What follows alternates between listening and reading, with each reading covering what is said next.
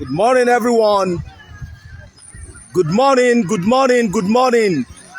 Wherever you are watching us around the world, this is Ogbomoso Focus TV Live.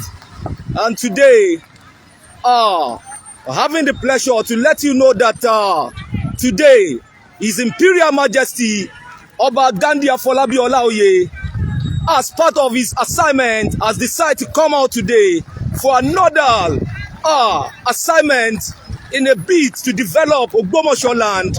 And I'm happy to let you know that His Imperial Majesty OBA Ghandi AFỌLÁBÍ GHANDI has already at the area called Baki Ogbomoso now, because His Imperial Majesty has decided to take up this assignment to pay a visit to a place called Eku, where we have a waterworks here in the city of Ogbomoso.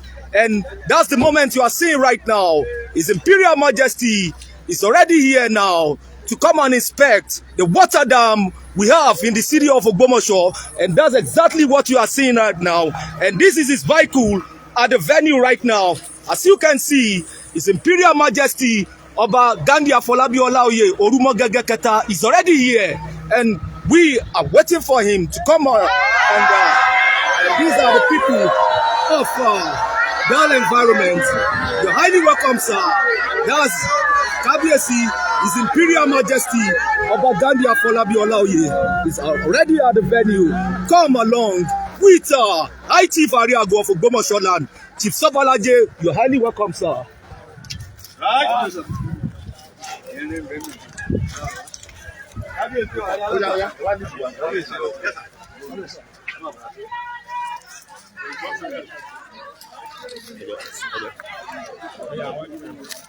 And that is the moment you're seeing now. Is trying to pay the homage to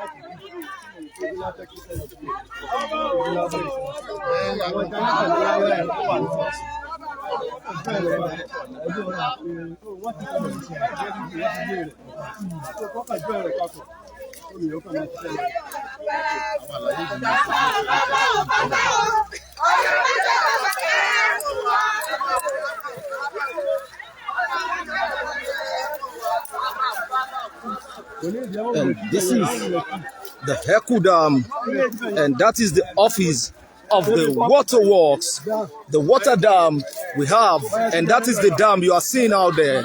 And His Imperial Majesty is here to inspect some of the equipment here to make sure that the place was fully installed, because as part of the assignment of His Imperial Majesty, that before any company can come around to stay here in Ogbomoso land, it has to be at least, there should be a water, good electricity and everything in the land.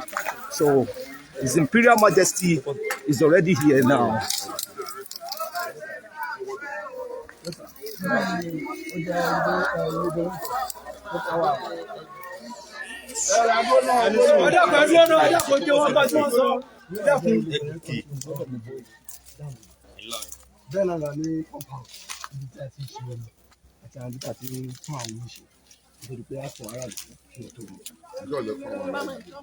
Ibi eléyìí Gọ́ọ̀mẹ̀ntì ti gbélé wa lọ́wọ́ sá. Gọ́ọ̀mẹ̀ntì Ọ̀yọ́ State. Bẹ́ẹ̀ wọ́n ṣe fún látàkì tí hospital wà sí ìyá àlùbá ẹ̀ pápá corporation. Látọ̀dún òní látàyé àkàlà ìgbìmọ̀ bàkàlà.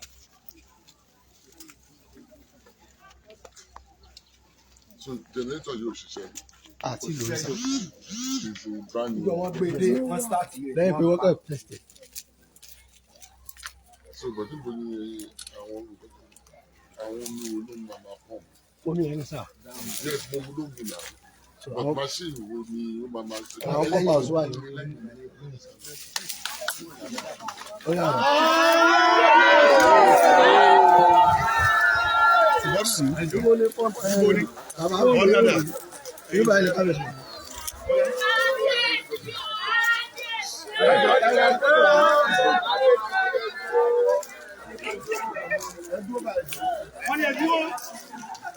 Now, His Imperial Majesty is coming around to inspect the pumping, the machines, and the venue of the area where we have all those machines that work for the plant now, and that's what we do.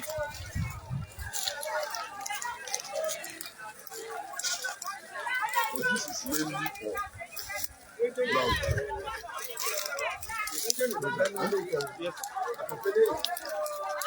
Water corporation. This project is meant for Lautech alone, Abi? Yes sir, yes sir, yes sir. Yes sir.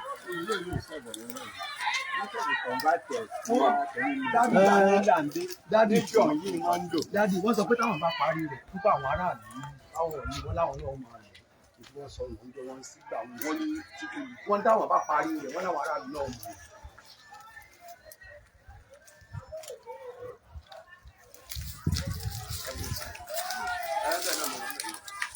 So ìgbà kálà lọ ṣe lè.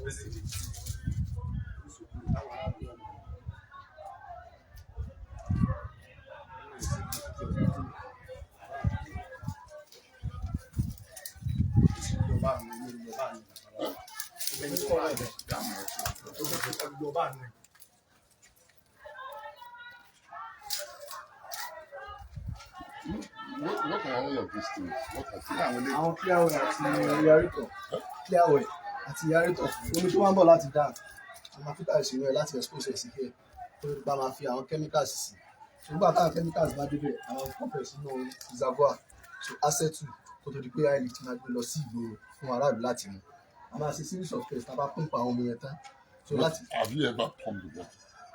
Ṣùgbọ́n káàkiri tí ń ṣe tí ń gbé fún contractor àti pump rárá wọ́n ti rí páàpù lọ́wọ́ ẹ̀bọ̀ títí ọ̀sẹ̀. So tí ẹ mọ̀ wá kí ní ìṣiṣẹ́. àti ṣe wọ́n ti commission Wọ́n ti commission tó ní kú olùjọ́ tó ní pápá. Wọ́n ti rí àwọn pápá náà ó sì lọ lẹ̀ tó fi lọ dé ọ̀nà stadium tó fi dá títí hospital láti rí pápá ẹ̀ lọ. Bẹ́ẹ̀ ni sà. Wọ́n ti rí pápá ẹ̀ lọ. Bẹ́ẹ̀ ni sí. Wọ́n náà wọ́n ti parí iná yẹn gan. Wọ́n ti parí iná. Méjì. Transformer rẹ̀ wọ́n ní wọ́n bẹ́ẹ̀ transformer rẹ̀ níbẹ̀ ni wọ́n lè sí ṣùgbọ́n wọ́n máa gbé péye kiri mọ́ wọ́n ti kún lọ jẹ́nẹ́rà fáwọn kò padà sí wọn. Wọ́n bá bẹ́ẹ̀ ni kó sí ibẹ̀ yẹn gbogbo nǹkan wọn ti kún lọ wọ̀ fún gbogbo wa. Ìjọba wà ló lé ìtọ́jú mi. Ẹ́gìnì tó ń bẹ lọ́wọ́ àwọn ẹ̀gẹ̀dẹ̀ ẹ́gìnì tó ń bẹ lọ́wọ́ ẹ́gìnì.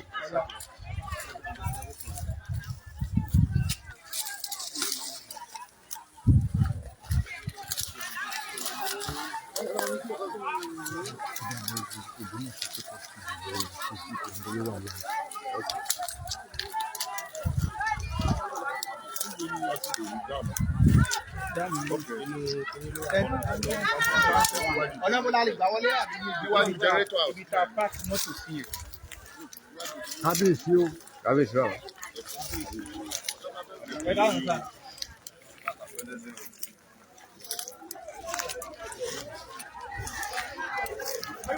Ẹ kó lọ́nà.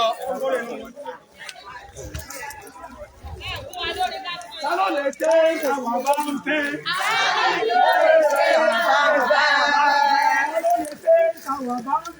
Afọlábí ló lè ṣe táwọn bá ń fẹ́. Orúmọgẹ́gẹ́ olóyè ṣe táwọn bá ń fẹ́. Afọlábí ló lè ṣe táwọn bá ń fẹ́. Ló lè ṣe táwọn bá ń fẹ́. Ghandi ló lè ṣe táwọn bá ń fẹ́.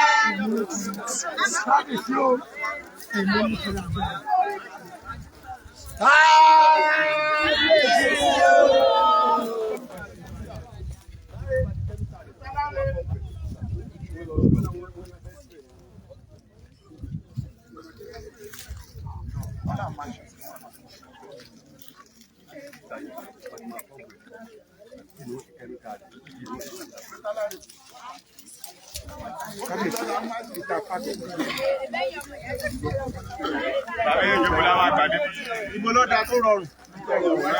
Ìdí náà ló rọrùn. Bẹ́ẹ̀ni, tàbí ní dàmú. Bẹ́ẹ̀ni. Ẹ wá ṣáájú ẹ ṣáájú.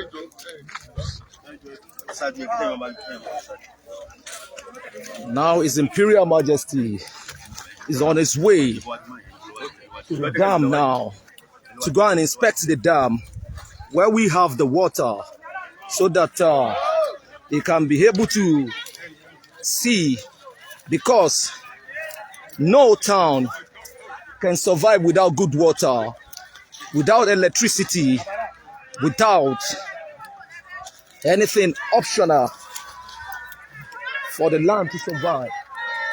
As part of the development in the city of Ogbomoso, and that's exactly what His Imperial Majesty OBA Ghandi AFỌLÁBÍ GHANDI doing now. And we're highly happy because this is part of the development we want in Ogbomoso land. And we really appreciate him for this great job doing ever since he ascended the throne of Shogun of Ogbomoso land. You're highly welcome. Highly welcome. And this is the dam. As you can see, this is the way to the dam now. And this is the dam. That's the gates to the dam. And His Imperial Majesty is already here to inspect the dam. And that's exactly where we are now.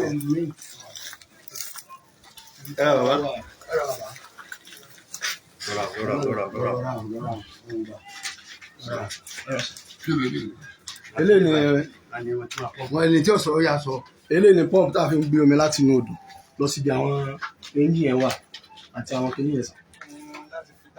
No, láti gbé raw water omi tí wọn láti treat rárá a fi fa látòdò báyìí lọ sọ́hun yẹn tó bá dán yẹn a máa lọ treat ẹ̀ lọ́hùn a tó gbé lọ sí ìgboro.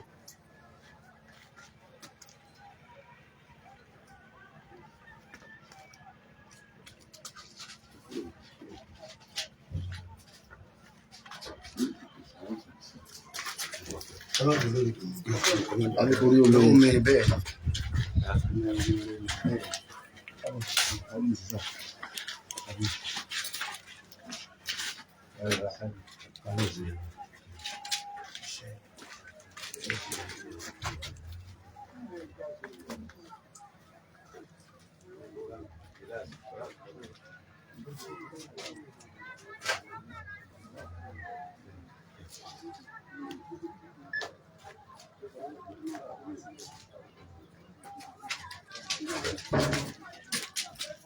This thing was never used.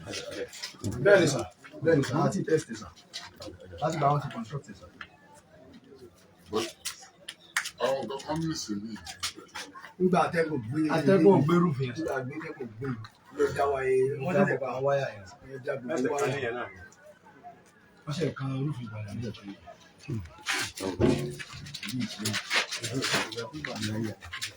Omi náà ló wà láàyè sà.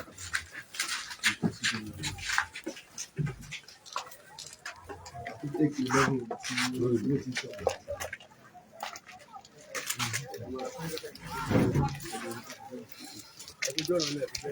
Ọjọ́ náà lẹ̀ fún bàbá wa o.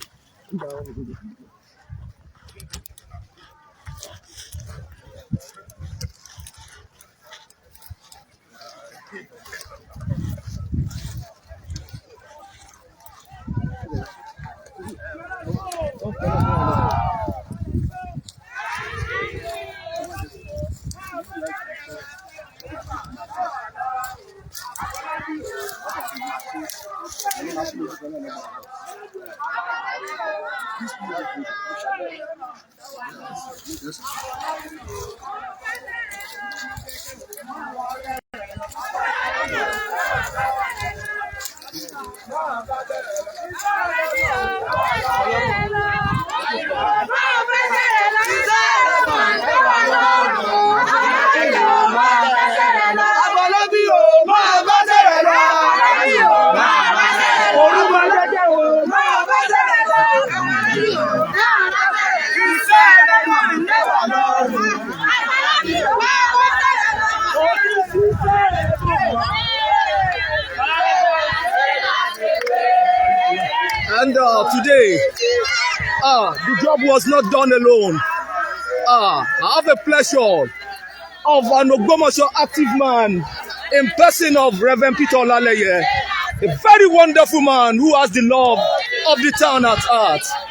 He's also here to inspect the water dam with His Imperial Majesty, and these are the voice of the people of Baki area trying to come around to cheer up and show the love to His Imperial Majesty here.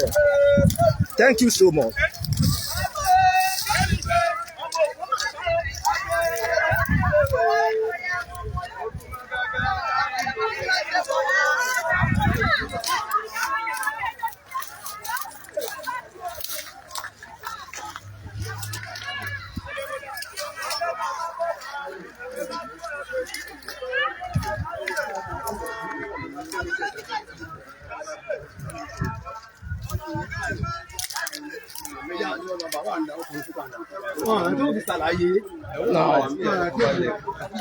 It's also here.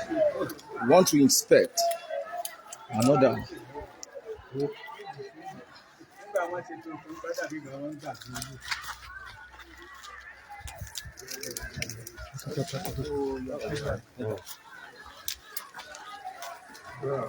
Hello, sir. Here's the limit. ILU nítorí pé wọ́n máa ń ṣe ilẹ̀ extra, wọ́n máa ń ṣe basement ilẹ̀ extra, wọ́n lè fẹ́ pé pọ́pì wà fún wa láti máa gbé lórí láti ìfúlọ̀lẹ̀. Òtí méjì yẹn ó pọ̀pọ̀ tí máa ń fún wa sá. Méjèèjì là máa ń pọ̀ fún mi láti yan àwọn reservoirs ní oṣù tó wà.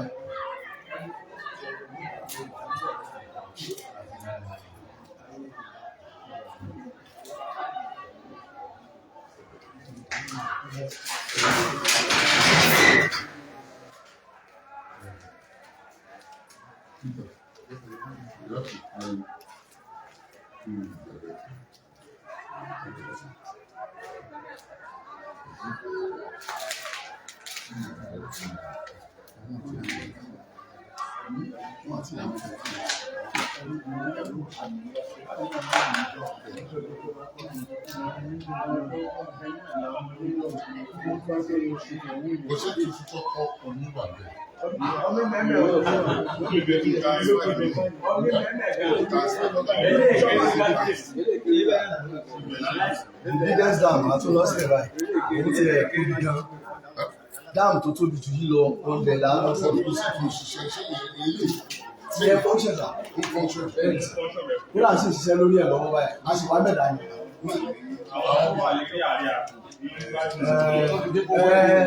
tó ṣẹlẹ̀ ni pé bẹ́ẹ̀ ni sà ó dé sẹ́mínárì bẹ́ẹ̀ ni sà olódòsù pàdúrà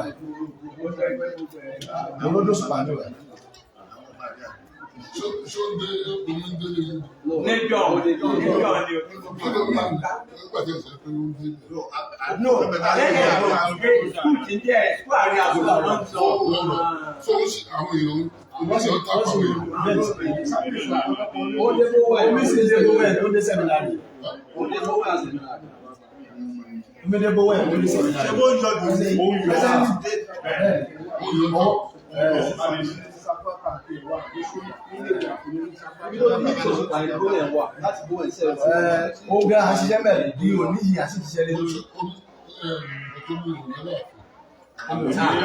Gbogbo bẹ̀ ló ti ká ní ọ̀gbẹ́.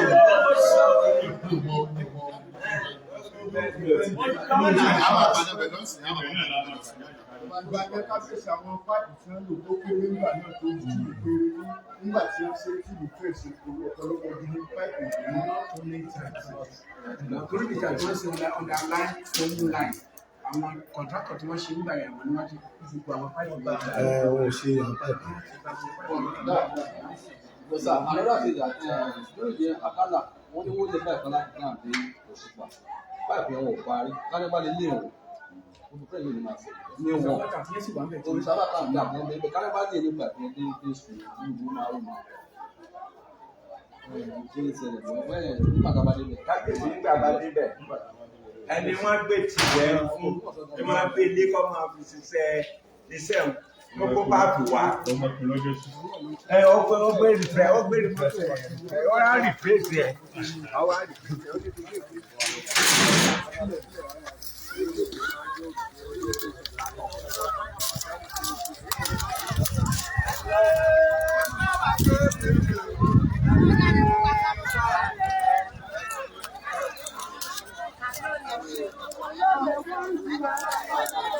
Oyè wá tiwa.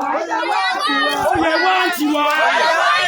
Ọba tiwa o. Oyè wá tiwa. Ọba Afọlábí. Oyè wá tiwa. Oyè wá tiwa. Oyè wá tiwa. Oyè wá tiwa. Oyè wá tiwa. Oyè wá tiwa. Oyè wá tiwa. Ọba Afọlábí o. Oyè wá tiwa. Olùmọ̀gẹ̀gẹ̀. Oyè wá tiwa. Oyè wá tiwa. Oyè wá tiwa. Oyè wá tiwa. Olùmọ̀gẹ̀gẹ̀. Oyè wá tiwa. Aláoyè. Oyè wá tiwa. Oyè wá tiwa. Oyè wá tiwa. Oyè wá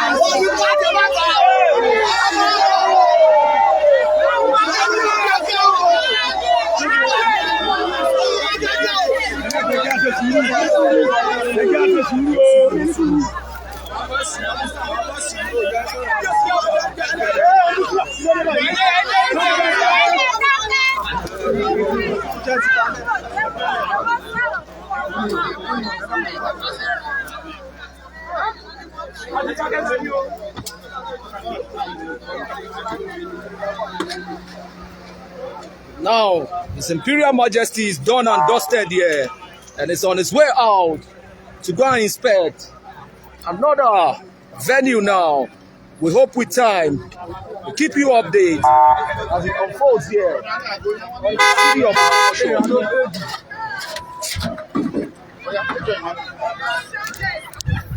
Brazilian. We don't shut up. We don't shut up.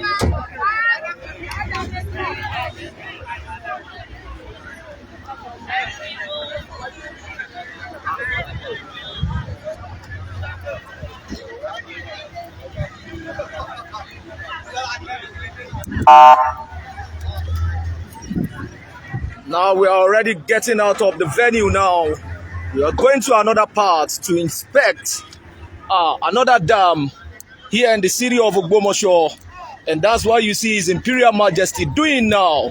So we are out of Eku Dam. That's at Baki area here in Ogbomoso. Because there is no town that can develop without having such a development. And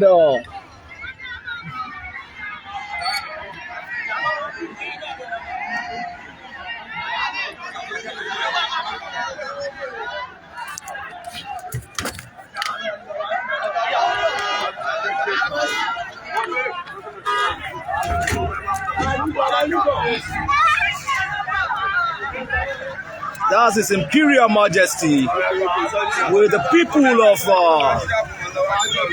Baki area. And that's what the love they show to this wonderful king here in the city of Ogbomoso. The people of Baki area, so much love His Imperial Majesty. You can see the way they were moving, walking along with him to show love. Really appreciate you. And that's the major king. And what they are saying now, that this is the kind of the king they want in the Ogbomoso land because of the development.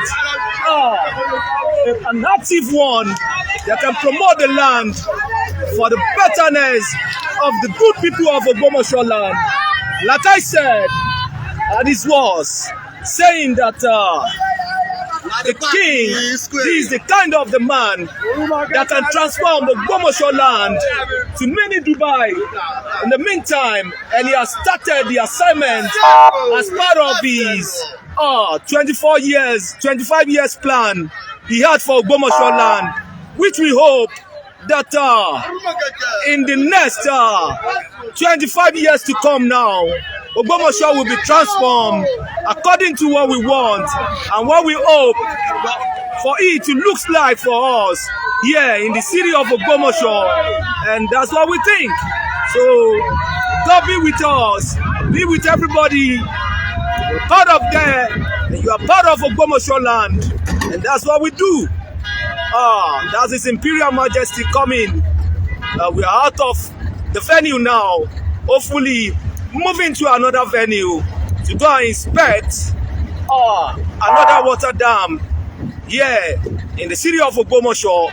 And in the meantime, we'll keep you posted as it unfolds. But for now, we're going offline, but follow us. Thanks for being with us always. Thanks for following us. We really appreciate you.